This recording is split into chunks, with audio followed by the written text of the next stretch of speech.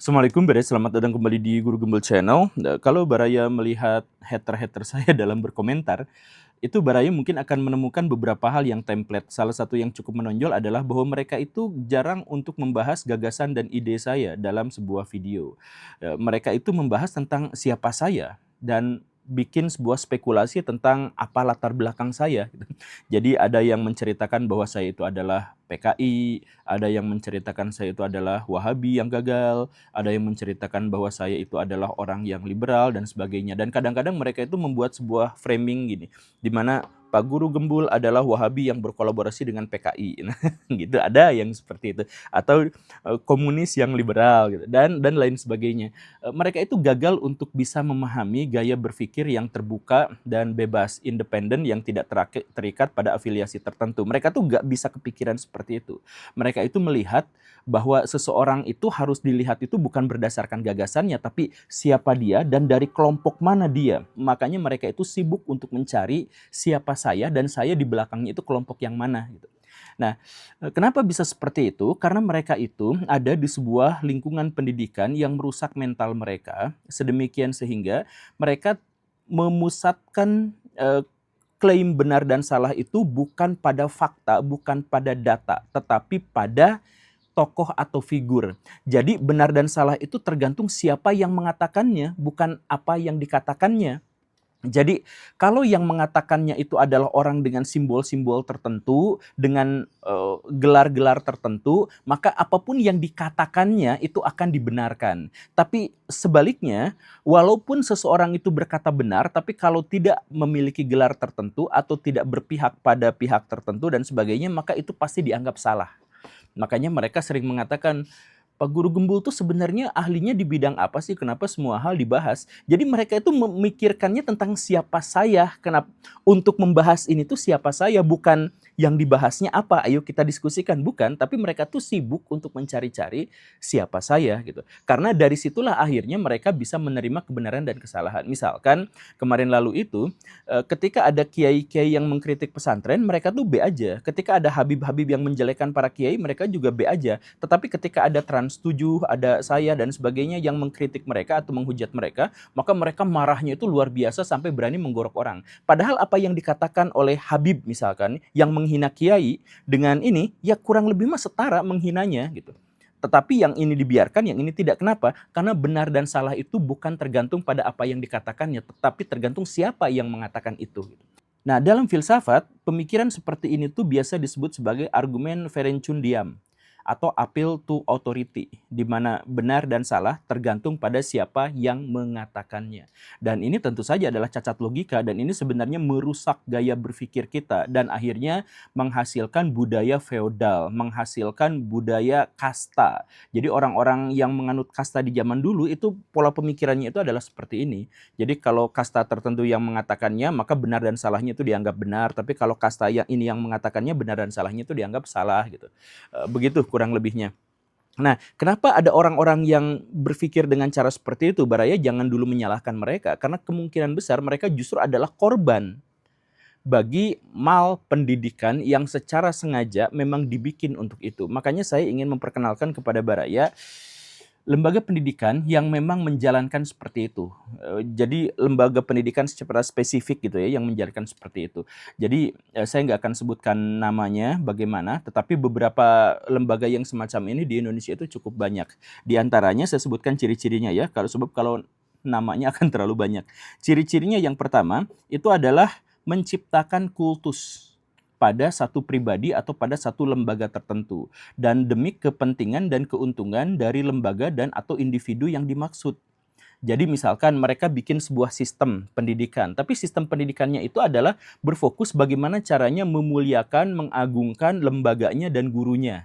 Makanya saya sebut tadi si siswa-siswanya, orang-orang yang menjadi peserta didiknya itu yang menjadi korban karena dia dipaksa dan didoktrin untuk mengkultuskan satu individu atau satu lembaga. Bagaimana caranya bikin peraturan-peraturan, misalkan ketemu sama orang yang dimaksud itu harus memuliakan dengan berbagai ekspresi budaya yang ada gitu ya. Atau kemudian mereka menciptakan sistem moral sepihak. Jadi sistem moral baik dan buruk itu sepihak. Jadi misalkan kalau ada siswa yang membungkuk kepada gurunya, maka itu bagus. Kalau gurunya membungkuk pada siswanya itu kurang ajar, itu tidak boleh yang seperti itu. Jadi kan sepihak. Jadi moral dan adab yang benar, yang baik itu adalah yang dua arah sekaligus, yang timbal balik gitu. Jadi satu orang menjulurkan tangan, yang lain menjulurkan tangan yang lain, berarti itu kan seimbang. Kemudian kalau satu pihak salah ditegur sama yang lain, pihak yang lain salah ditegur sama yang lain juga, itu kan seimbang, itu kan timbal balik. Tapi yang diajarkan sama kelompok ini itu sebaliknya. Jadi yang harus dihormati sepihak pada dia, yang harus dilayani sepihak pada dia, yang harus diagungkan sepihak pada dia, kata-kata yang harus didengarkan sepihak pada dia. Nah, kalaupun dia marah-marah, ngomong dengan kata kasar, akhlaknya buruk dan sebagainya, itu tidak masalah. Karena yang paling penting satu pihak kepada pihak yang lain gitu, satu kasta kepada kasta yang lain.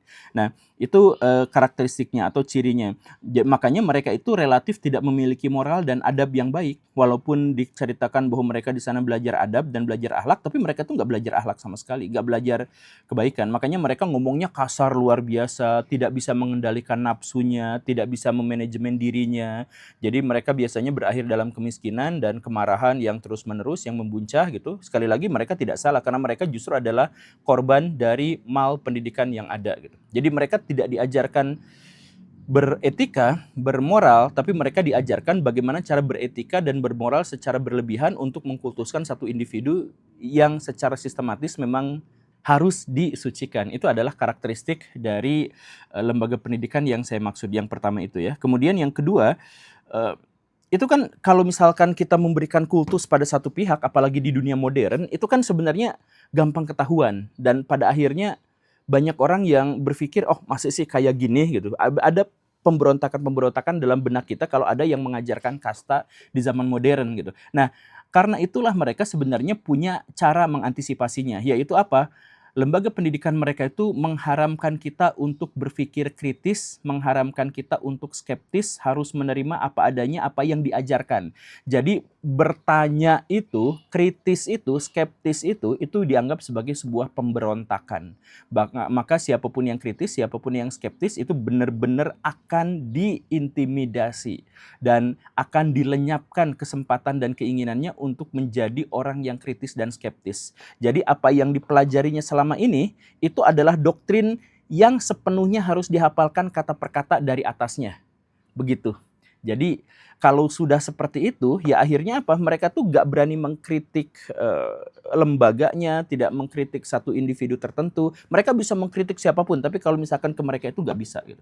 Nah, karena apa? Karena memang sudah diajarkan seperti itu.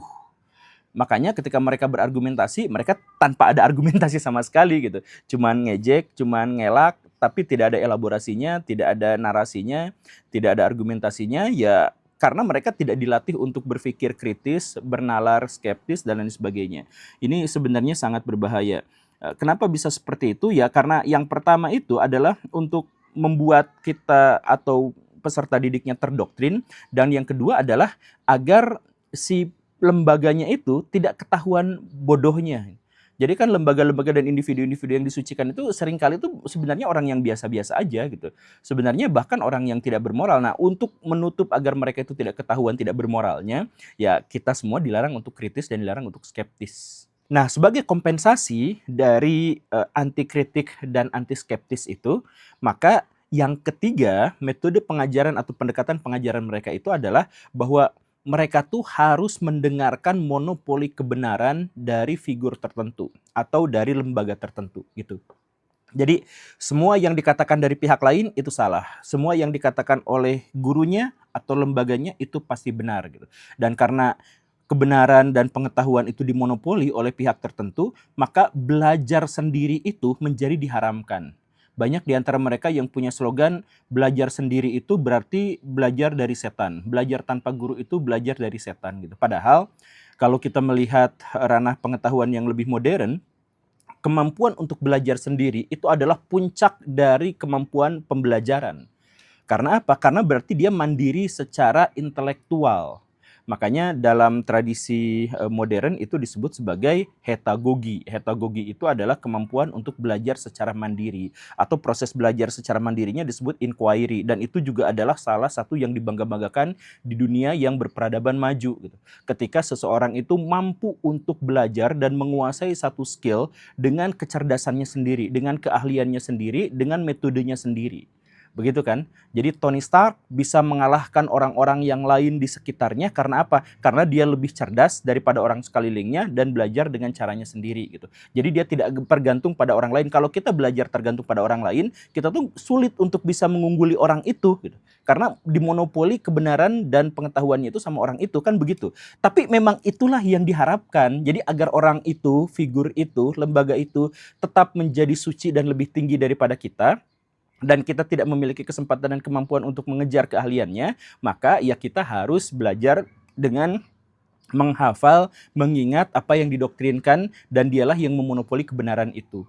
Nah, setelah itu di akhir, tutuplah metode-metode doktrin itu dengan anti-evaluasi. Jadi tidak ada laporan, tidak ada evaluasi, tidak ada capaian, laporan capaian dan sebagainya. Tapi laporan capaiannya itu diserahkan kepada sesuatu yang tidak bisa kita ukur dan tidak bisa kita takar. Jadi misalkan nanti akan dapat berkah, nanti memiliki kekuatan karomah, nanti ini akan menghasilkan kebaikan di akhirat, nanti akan mendapatkan syafaat dan sebagainya. Nah ini kan adalah klaim-klaim yang nggak bisa dibuktikan. Ini sepenuhnya adalah ranah yang tidak dikuasai dan tidak bisa diakses oleh manusia. Kalaupun keberkahan itu ada, maka itu urusan Tuhan yang bisa menghasilkan itu atau mengizinkan itu. Tetapi sama mereka itu diklaim. Karena apa? Karena mereka sebenarnya tidak bisa menghasilkan apapun dan tidak memiliki sesuatu capaian prestasi yang bisa diukur. Begitu. Nah, jadi ya serahkan pada itu semua. Dan karena itulah akhirnya korban-korban dari sistem pendidikan yang seperti ini tuh akhirnya ya kadang-kadang atau kebanyakan di antara mereka miskin, malah jadi preman, malah menjadi koruptor dan sebagainya, tapi ya tetap aja nggak bisa diserang gitu. Karena apa? Ya karena urusan keberkahan dan sebagainya mereka bergantung padanya gitu.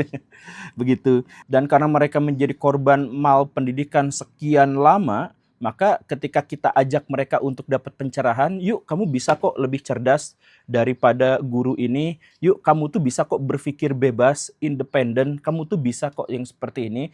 Berpikir bebas itu bukan berarti kamu tuh berpikir mengikuti setan, kamu tuh bisa kok belajar dari Google tanpa merasa bersalah, karena Google itu sebenarnya adalah konektor kita untuk menghubungkan dengan dunia luar dan menghubungkan dengan guru-guru di seluruh dunia.